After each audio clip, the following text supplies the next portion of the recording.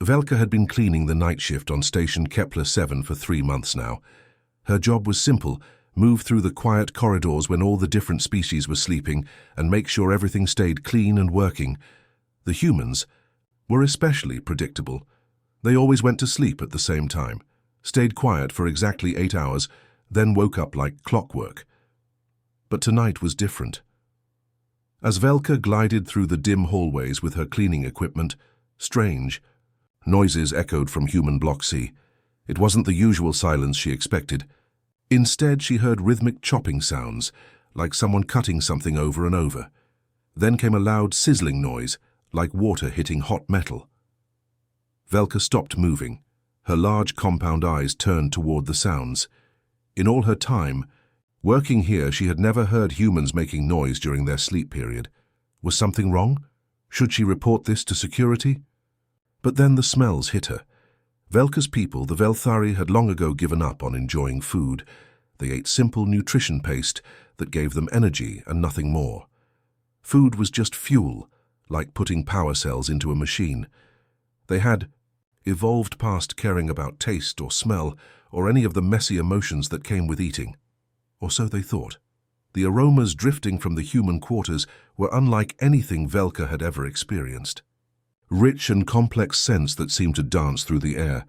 Some smells were deep and earthy, others sharp and bright. They mixed together in ways that made no logical sense, but somehow felt perfectly right. Something strange began happening inside Velka's body. Deep in her abdomen, an organ she had forgotten existed started to wake up. Her secondary stomach, a leftover from her species' ancient past, began to stir. She had learned about it in school, how their ancestors used to have 2 stomachs for processing different types of food, but that was thousands of years ago, before they became civilized. The stirring became stronger. Her secondary stomach wasn't just waking up, it was demanding attention. Velka's mandibles, the sharp mouth parts that helped her speak, started clicking together without her control. Her usually steady hands began to shake slightly. She tried to focus on her work. She had cleaning protocols to follow. There were schedules to maintain. But every few seconds, another wave of incredible smells would drift down the hallway, and her body would react in ways she didn't understand. The human making all this noise was Jin, she remembered from the resident files. He lived alone in quarters 47C. According to his records, he was from a place called Earth Korea, worked in the station's agricultural section, and had been here for about a year. Nothing unusual or dangerous about him, so why was her body reacting like this? Why did every smell make her want to move closer to his door, instead of continuing her cleaning route? Velka had always prided herself on being logical and efficient, just like all proper Velthari. They didn't get distracted by unnecessary things. They didn't waste time on primitive urges. They certainly didn't abandon their duties because of strange smells coming from alien food preparation. But as another wave of incredible aromas filled the corridor, Velka found herself walking toward Jin's quarters instead of away from them. Her cleaning equipment dragged behind her, forgotten. Her compound eyes were fixed on the door where warm light leaked out from the bottom, and where all those impossible smells were coming from. Something was happening to her that no Velthari had experienced in living memory. And despite everything, she had been taught about staying focused and efficient. Velka couldn't bring herself to care about her cleaning schedule anymore. Velka stood frozen outside Jin's door for what felt like hours, but was probably only minutes. The smells were so strong here that her senses could barely process them all. She had special detection equipment built into her head that could identify thousands of different chemical compounds. It was part of what made her good at her cleaning job. But right now those sensors were going crazy. She pressed the side of her elongated head against the cool metal door. Through the thin barrier, she could detect at least 40 different scent molecules that her database had no names for. Her mandibles started clicking together faster and faster, making tiny, sharp sounds she couldn't control. It was embarrassing. Velthari was supposed to be calm and collected at all times. Inside the room, she could hear Jin moving around. His footsteps were different from other species. Humans walked with their whole foot touching the ground, making soft, thumping sounds. She heard him talking to himself in that strange way humans did, muttering words she couldn't quite make out. Through the door, the sizzling sounds got louder, and then a new smell burst out that made Velka's entire body shudder. It was like nothing in her memory files. Rich and savory, and somehow warm, even though smell wasn't supposed to have temperature. Her secondary stomach, which had been quietly stirring before, suddenly cramped with what she realized was actual hunger. This was impossible. Velthari didn't experience hunger. They ate when their nutrition schedules told them to eat. They consumed. Exactly the right amount of pace to maintain their energy levels. Hunger was a primitive emotion that evolution had helped them overcome. But her secondary stomach didn't seem to care about evolution. Velka looked down at her hands and got another shock. Her silver carapace, which had been the same shiny metallic color her entire adult life, was starting to change. Faint patterns were appearing across her arms and chest, colors she hadn't seen since she was very young, during the confusing time, before her final molting into adulthood. Among her people, carapace color changes meant emotional instability. It meant your biochemistry was out of control. It meant you needed medical attention and probably psychological counseling. Adult Velthari simply didn't change colors anymore. Their bodies had evolved past such messy displays. She was still staring at her shifting colors when the door suddenly opened. Jin stood there holding something that looked like a flat, round piece of food, with other food piled on top of it. He was shorter than her by about 2 feet, with dark hair and kind eyes that widened when he saw her. Steam was rising from whatever he was holding, carrying even more of those impossible smells directly into her face. "Oh," Jin said, looking surprised but not scared. "Hi there, are you okay?" Velka tried to speak, but her mandibles were clicking so fast that her translator couldn't keep up. All that came out were stuttering electronic sounds. She was swaying slightly on her feet.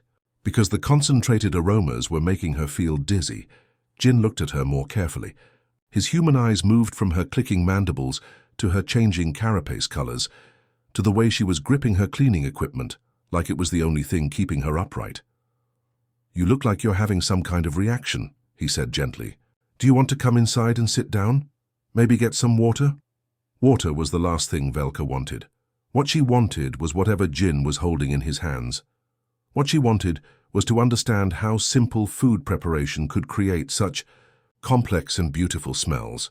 What she wanted was to know why her body was betraying everything she thought she knew about her own species. But all she could do was nod and hope that Jin understood she wasn't dangerous, just confused and overwhelmed by sensations she had no words for. Jin's quarters were smaller than Velka expected, but filled with warmth and amazing smells. The walls were covered with pictures of green places and people who looked like Jin, smiling and holding food. His kitchen area was tiny, but packed with strange devices she didn't recognize. Pots and pans hung from hooks, and colorful containers lined the shelves. "Sit anywhere you're comfortable," Jin said, gesturing to a chair that was clearly too small for her. "Or just lean against the wall if that's better." Velka chose to lean. Her legs felt unsteady, and she didn't trust herself not to break his furniture. She watched as Jin moved around his kitchen with easy confidence, turning down heat levels and stirring things in different containers. Everything he did seemed purposeful but relaxed. "I was making dinner," Jin explained as he worked. "I know. It's late, but I had a long shift in the agricultural bay today. Sometimes cooking helps me unwind, you know?" Velka didn't know. Velthari didn't cook. They opened containers of nutrition paste and consumed the contents.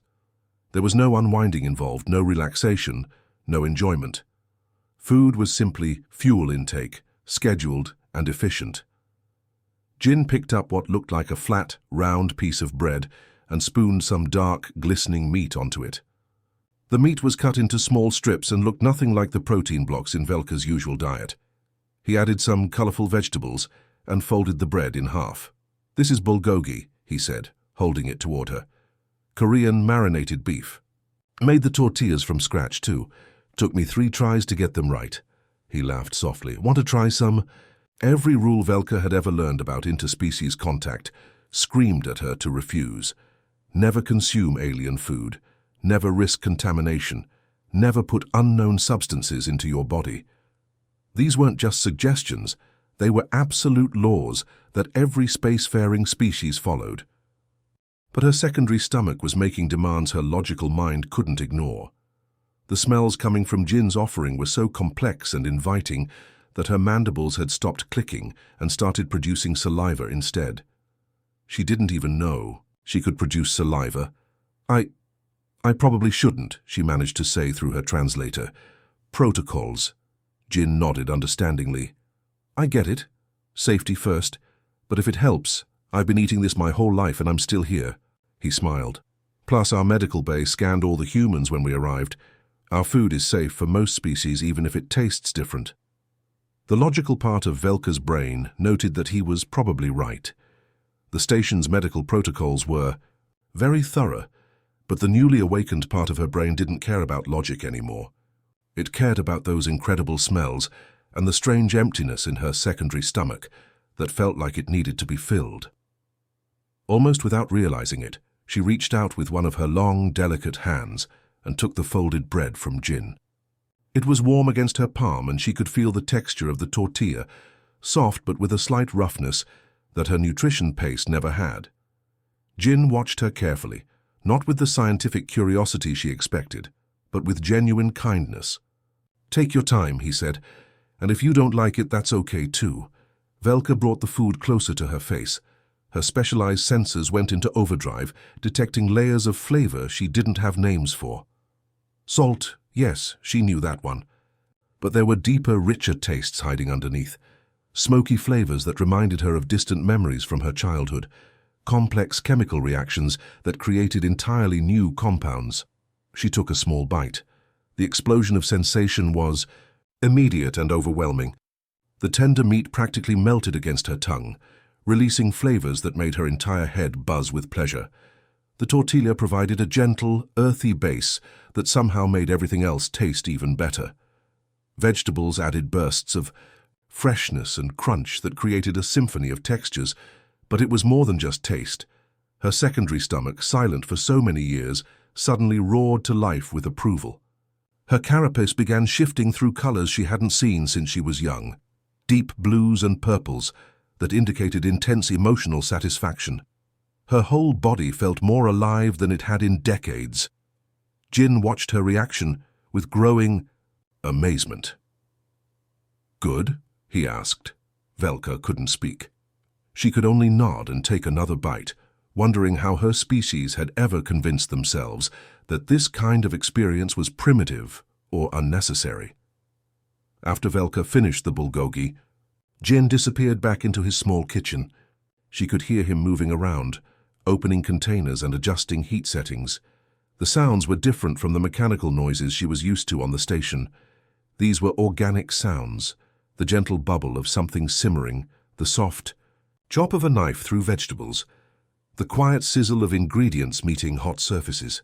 I have some soup that's been cooking slowly all day, Jin called over his shoulder. It's probably ready now, and I made some rice earlier that should still be warm. Velka had no idea what soup was, or rice. Her translator provided basic definitions, liquid food, grain food, but the words felt empty compared to what she was experiencing. It was like trying to describe color to someone who had never seen light. Jin returned with a small bowl filled with clear liquid that had vegetables and what looked like small white cubes floating in it. Steam rose from the surface, carrying a completely different set of aromas than the bulgogi. This smell was lighter, cleaner, but just as complex. This is doenjang jjigae, Jin said, sitting down across from her with his own bowl. Soybean paste. Soup. It's comfort food where I'm from. Try sipping it slowly. Velka carefully lifted the bowl to her mouth. The liquid was hot but not burning, and when it touched her tongue, she understood something new. This wasn't just nutrition delivery like she had always thought food was. This was warmth and comfort, transformed into something you could consume. The soup seemed to spread heat through her entire body, reaching places that had been cold without her realizing it. The white cubes are tofu, Jin explained between his own sips. Protein from soybeans. And there's seaweed in there, mushrooms, a few other vegetables. Each ingredient adds something different. As Velka continued drinking, She began to understand what Jin meant. Her senses could detect each separate component, but somehow they worked together to create something bigger than their individual parts. It was like listening to music, where each instrument played a different note, but together they made harmony. Jin brought out more foods. Small dishes with different colors and textures.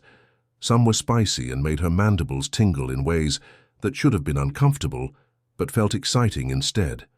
Others were sweet, a taste category her people had completely eliminated from their diet because it served no nutritional purpose.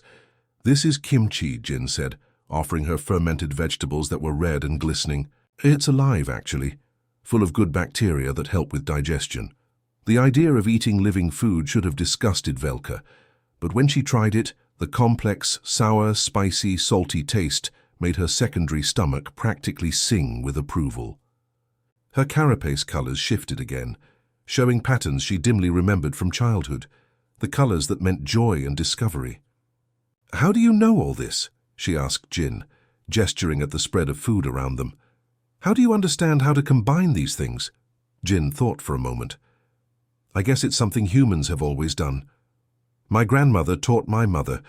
My mother taught me. It's not just about feeding yourself. It's about taking care of people you love.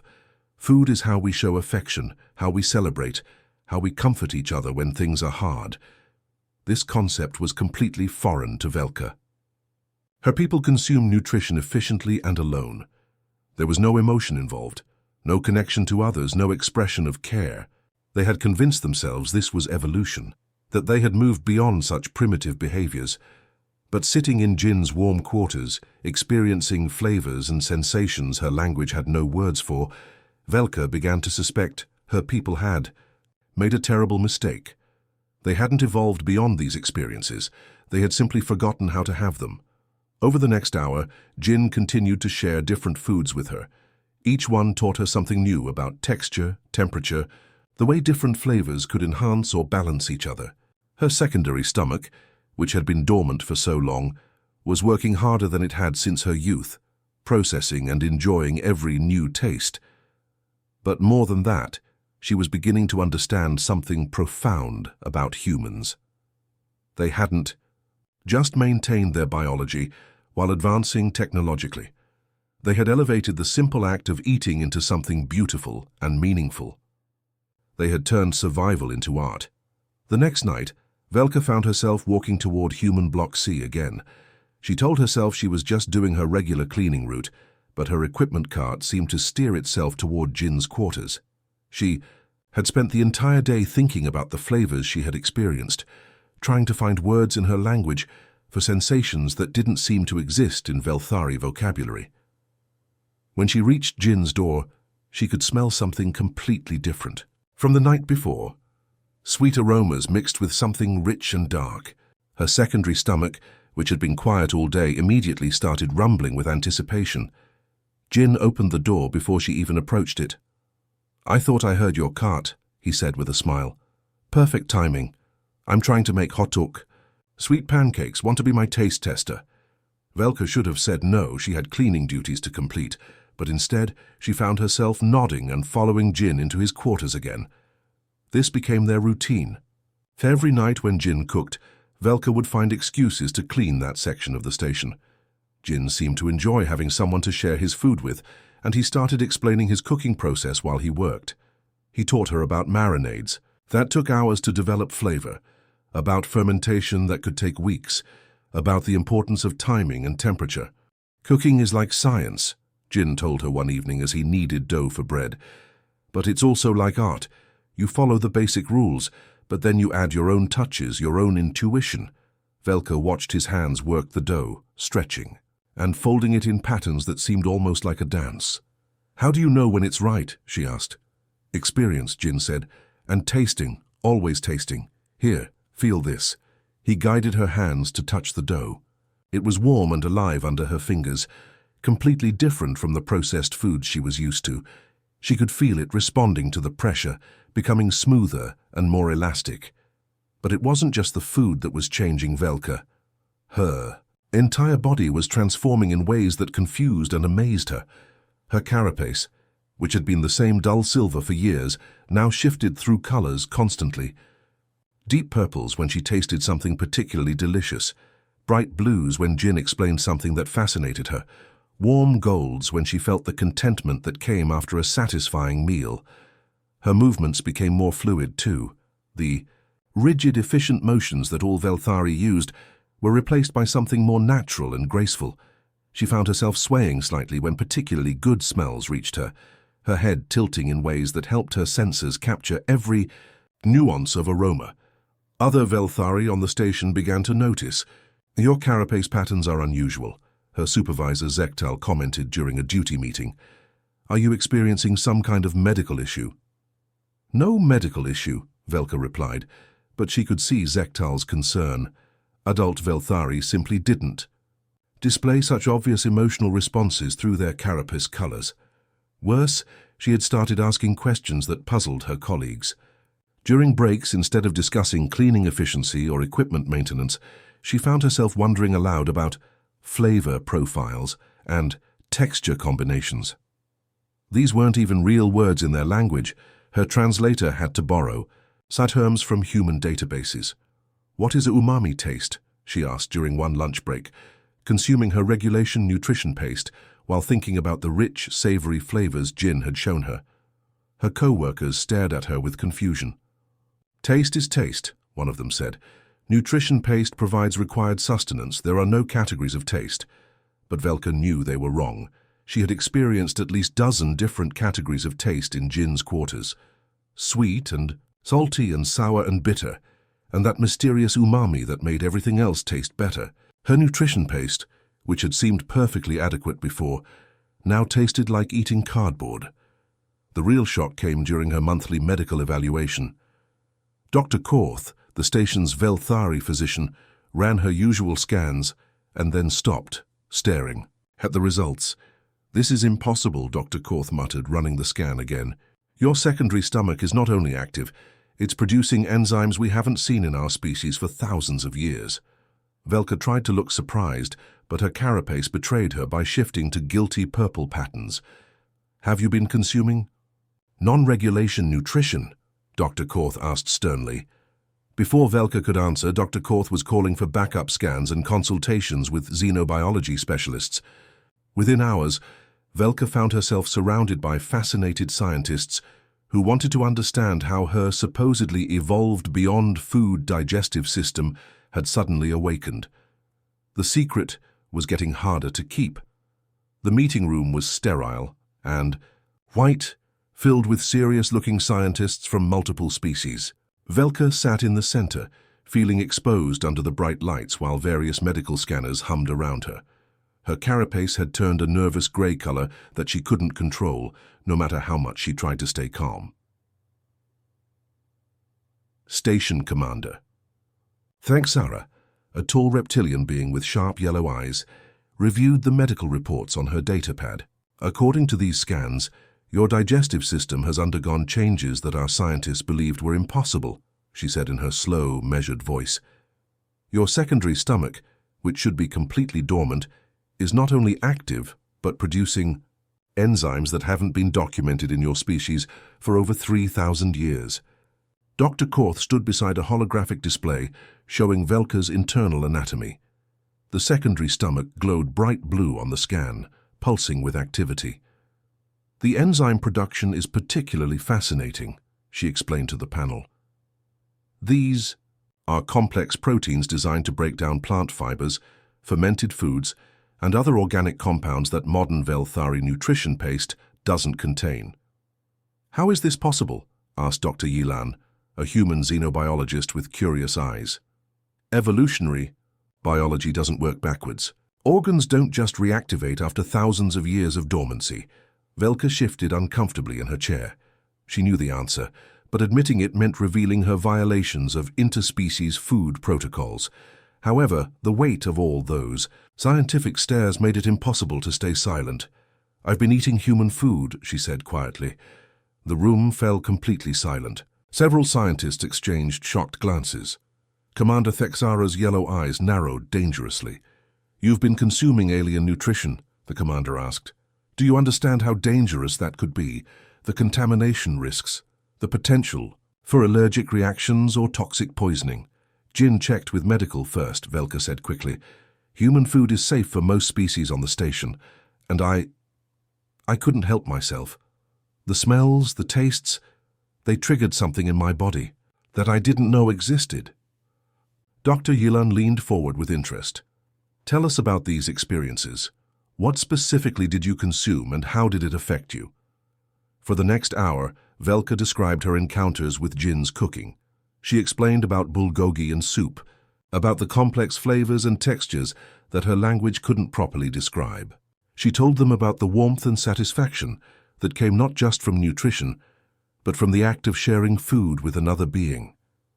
As she spoke, she watched the scientists' reactions. The alien researchers looked fascinated but confused. The human scientists, however, were nodding with understanding. What you're describing, Dr. Yilan said thoughtfully, sounds like you've rediscovered what humans call the pleasure of eating. For us, food isn't just fuel. It's culture, art, social bonding, emotional comfort. We never gave that up, even as we advanced technologically. Commander Thexara studied the medical scans more carefully.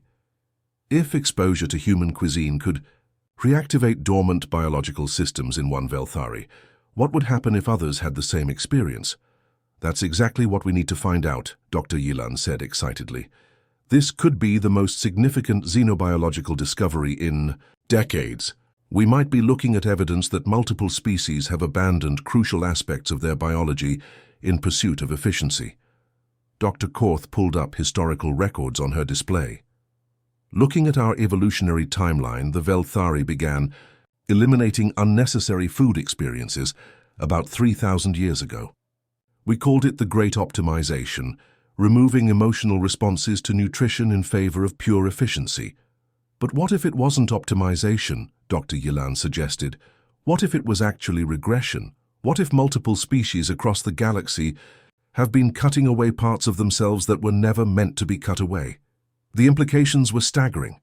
If the Velthari had lost something important rather than evolved beyond it, how many other species had made the same mistake? How many civilizations had thrown away experiences and capabilities that could have enriched their lives? We need to run controlled experiments, Commander Thexara decided. Carefully supervised exposure of volunteer Velthari to human cuisine, with full medical monitoring. If Velka's transformation can be replicated safely, we may need to reconsider everything we thought we knew about evolutionary advancement. Velka felt a mixture of fear and excitement. She was no longer just a cleaning worker who had stumbled onto something amazing. She had become the center of a discovery that could change how entire civilizations thought about progress and evolution. But more than that, she realized that Jin and his simple act of sharing food had accidentally proven something profound, that humans had preserved something precious that other species had lost. They had kept their connection to pleasure, comfort, and community while still reaching for the stars. Perhaps the most advanced species in the galaxy weren't the ones who had optimized everything away. Perhaps they were the ones who had refused to give up being fully alive. Velka's new quarters were 3 times larger than her old cleaning closet, but they felt completely different from any workspace she had ever seen. Half the space was filled with cooking equipment from a dozen different worlds. Crystalline heating elements from the Zephyrians, precision fermentation chambers from the Corvani, and Jin's collection of simple human tools that somehow produced the most complex results. The other half looked like a scientific laboratory, with monitoring equipment, data collection devices, and medical scanners that tracked the biological responses of every species that participated in their experiments. It was the perfect combination of Jin's artistic cooking and Velka's analytical mind. Today we're working with the Thorgani delegation, Jin announced, as he arranged ingredients on the central preparation table. The Thorgani were rock-like beings who absorbed minerals through their skin and had never experienced what other species called taste. They're curious about flavor, but their biology is completely different from ours. Velka checked her data readings from their previous sessions. The Aquarians responded well to temperature variations in liquids, she noted. And the energy beings were fascinated by fermentation processes, even though they can't physically consume anything. Their work had become famous throughout the station. What started as Velka's accidental discovery had grown into a proper research program that attracted visitors from across the galaxy. Species that had never shown interest in each other's cultures were lining up to participate in Jin and Velka's food experiments. The first Thorgani volunteer, a being named Kraktos, who looked like a walking mountain, entered their laboratory kitchen with obvious nervousness. His rocky surface was a dull grey color that Velka had learned indicated uncertainty among his people. "We understand you cannot taste as we do," Jin said gently, "but there are other ways to experience food. Would you be willing to try something?" Completely different. Jin had spent weeks researching Thorgani biology. They absorbed nutrients through their skin and were sensitive to mineral concentrations and electrical fields. So instead of trying to make them taste anything, Jin had created something they could experience in their own way. He placed his hands into a bowl of salt water and began dissolving different minerals into it: iron, copper, trace amounts of precious metals that the Thorgani found especially nourishing. Then he added something unexpected: tiny amounts of the same fermented ingredients that had awakened Velka's secondary stomach. "Place your hands here," Jin instructed, guiding Kraktos to the mineral solution. "Feel the different concentrations, the way they interact with each other." Kraktos lowered his massive stone hands into the bowl. For a moment, nothing happened. Then his grey surface began to shift, developing veins of blue and silver that pulsed with a rhythm Velka had never seen before. "This is unexpected," Kraktos rumbled, his voice like grinding stone. "The minerals are familiar, but there are patterns here, complexities that feel artistic." Velka's sensors picked up the electrical changes in Kraktos's body. His mineral absorption was happening in waves, creating patterns that looked almost like the pleasure responses she had learned to recognize in other species. "You're experiencing what humans call flavor," Jin explained. "Not through taste buds like some of us have, but through your natural mineral sensitivity. The fermented elements create complexity, depth, surprise, the same things that make food interesting for species that taste with their mouths." Over the following hours, they worked with Kraktos and 3 other Thorgani volunteers. Each experiment taught them something new about how different biology could still respond to the artistry that humans put into their food preparation. The energy beings had been even more fascinating. They couldn't consume anything physical, but they could detect the electromagnetic signatures of fermentation and chemical reactions. Jin had learned to create flavor symphonies for them, carefully timed chemical processes that created beautiful patterns of energy they could experience and enjoy. "What amazes me," Velka told Jin during a break between sessions, "is how you adapt to each species without losing what makes the experience special." Jin smiled as he cleaned his equipment. "Food has always been about bringing people together. My grandmother used to say that sharing a meal is sharing a piece of your culture, your history, your love. It doesn't matter if someone experiences it through taste or touch or energy patterns. The important part is the connection." Their success had attracted attention from universities and research institutes across the galaxy. Velka received daily requests from scientists who wanted to study their methods. But more importantly, they were getting reports from other stations about species rediscovering lost biological functions after participating in similar experiments. The Velthari High Council, which had initially been horrified by Velka's transformation, was now quietly funding their research. 3 more Velthari had experienced secondary stomach reactivation, and early studies suggested that other supposedly evolved-away organs might be recoverable too. As Velka watched Jin prepare for their next session with a group of crystalline beings who experienced the world through harmonic vibrations, she realized they had stumbled onto something much bigger than anyone had imagined. They weren't just sharing food. They were helping species remember parts of themselves they had forgotten existed. The message from the Velthari High Council arrived on a secure channel marked with the highest priority codes. Velka read it 3 times before the words fully sank in. They were ordering her to stop all research immediately and return to her homeworld for corrective treatment. "Dangerous devolution," she read aloud to Jin, her translator struggling with the formal language. They say I'm spreading a biological contagion that threatens the stability of our entire species. Jin looked up from the soup he was preparing for their afternoon session with a group of visiting diplomats. That's ridiculous. You're healthier now than you've ever been. Your medical scans prove it. Velka's carapace shifted to worried purple. Patterns. They don't care about health. They care about control. For 3,000 years, the Velthari have prided themselves on being the most efficient, most logical species in the galaxy. The idea that we gave up something important instead of evolving beyond it, it terrifies them. But the High Council's fears were already too late to contain. Word of Velka's transformation had spread throughout Velthari space, and other members of her species were starting to ask uncomfortable questions. 3 Velthari scientists, stationed on different research vessels, had secretly requested human food samples. Within weeks, all 3 reported secondary stomach reactivation. Dr. Yilan burst into their laboratory with exciting news. "It's not just the Velthari," she announced, waving a datapad filled with reports. "We're getting similar discoveries from 12 different species across the sector." She pulled up a holographic display showing communication feeds from various space stations and colonies. The Corvani on Station Beta 9 rediscovered their ability to process natural fermented foods after trying human kimchi.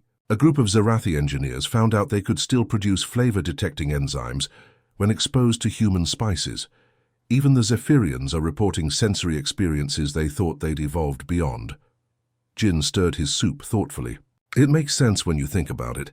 Humans never saw food as just fuel. We kept treating it as culture, art, social bonding. Maybe that's why we never lost these abilities. We never wanted to lose them. The breakthrough that changed everything came from an unexpected source. Dr. Korth, who had initially been skeptical of Velka's transformation, made a discovery that shook the scientific community. While analyzing tissue samples from the awakened Velthari, she found something extraordinary. The genes were never gone, Dr. Korth announced during an emergency scientific conference. The DNA sequences for secondary stomach function, for complex enzyme production, for all the biological systems we thought we'd evolved beyond, they're all still there, just switched off. She displayed genetic comparisons on the main screen. What we called evolution was actually epigenetic suppression. Our bodies learned to ignore these functions, but the capability was always there, waiting to be reactivated. The implications were staggering. If multiple species had simply suppressed biological functions rather than evolving beyond them, then the entire galaxy's understanding of advancement was wrong.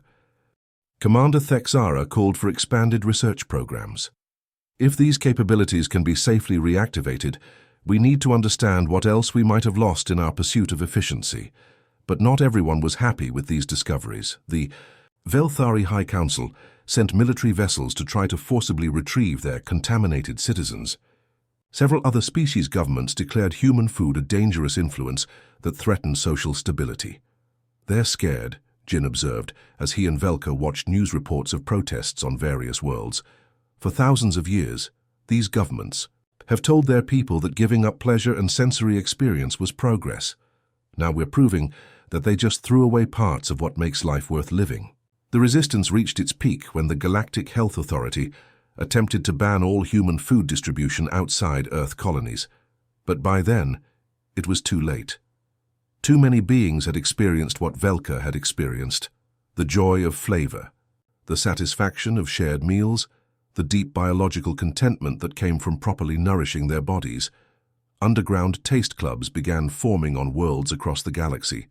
Species that had eaten nothing but nutrient paste for millennia started growing their own vegetables and experimenting with fermentation. The black market for human spices and cooking equipment exploded.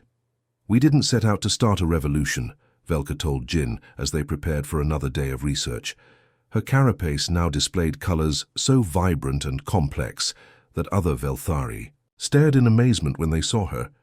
"Maybe that's exactly why it worked," Jin replied, tasting his latest creation, a fusion dish that combined traditional Korean flavors with ingredients that could be appreciated by 6 different species simultaneously.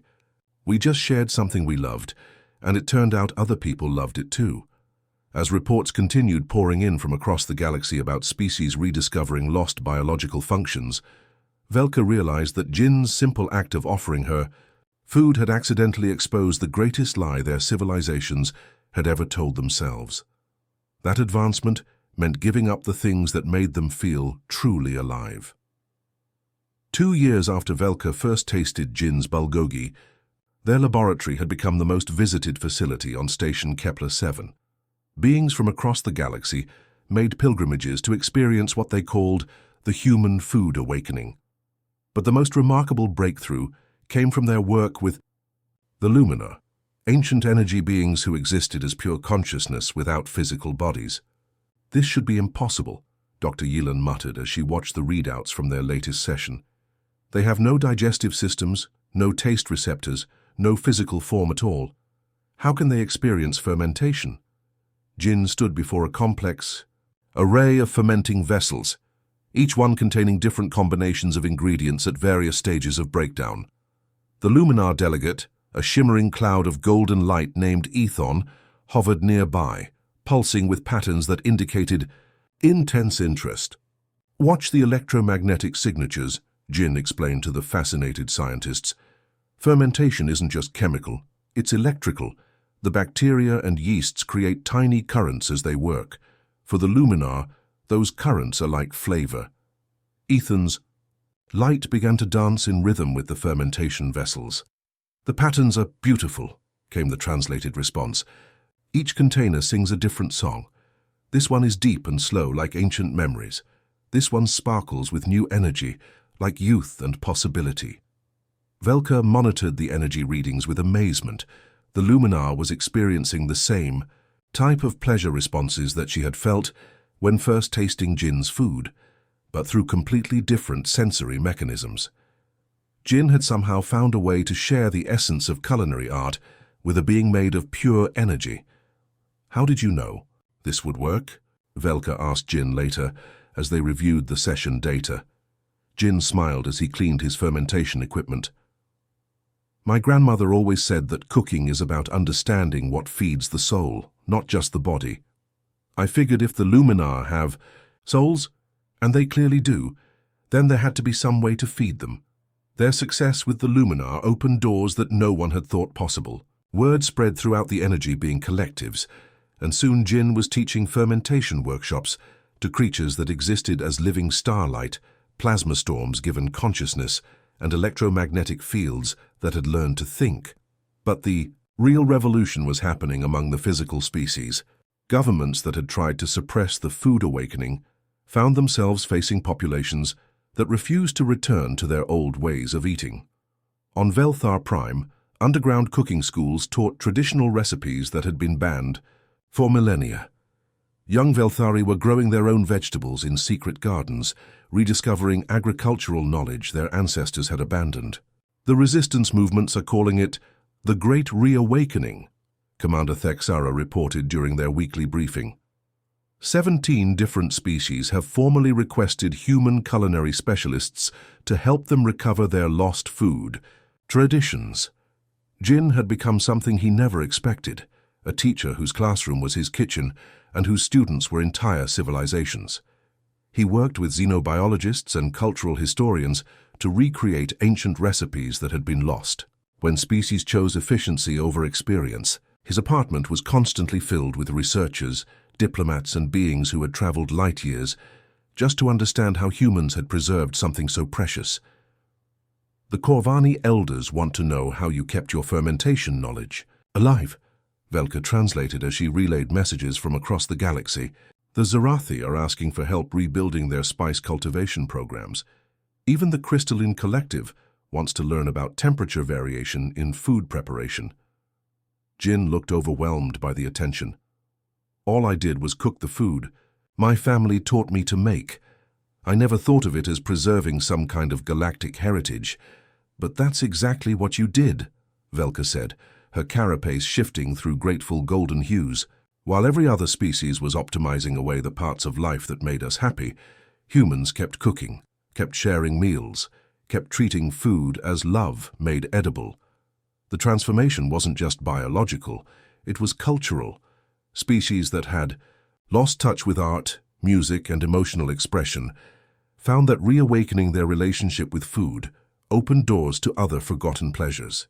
The galaxy was becoming more colorful, more vibrant, more alive. Dr. Yilan published papers documenting what she called the human preservation effect, the unique way that humans had maintained biological and cultural practices that other species had abandoned in their rush toward technological advancement. Humans never saw progress as requiring sacrifice of joy, she wrote. They proved that you could reach for the stars while still savoring the simple pleasure of a perfectly ripe strawberry. As Velka watched Jin teach a group of crystal beings how to appreciate the musical tones created by boiling water at different temperatures, she realized that humanity's greatest gift to the galaxy wasn't their weapons or their technology or their exploration skills. It was their stubborn insistence that life should be delicious. In keeping their kitchens alive, humans had kept something alive in the universe that everyone else had forgotten existed. They had become the galaxy's teachers without even trying, proving that the most advanced civilizations weren't the ones that had optimized everything away. They were the ones that had refused to stop being fully, joyfully alive.